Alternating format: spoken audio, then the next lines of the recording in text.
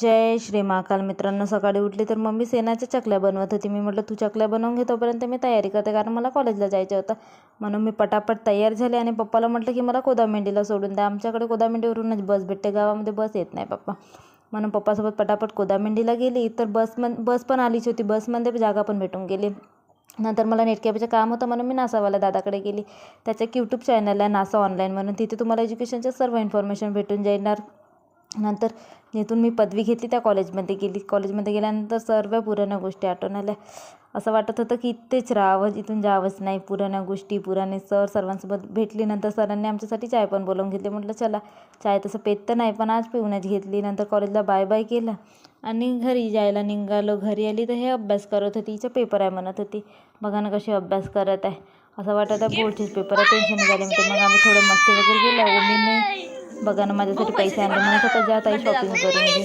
चला आपण भेटूया पुढच्या ब्लॉगला. राधे राधे. तोपर्यंत तुम्ही आमची मस्ती बघा.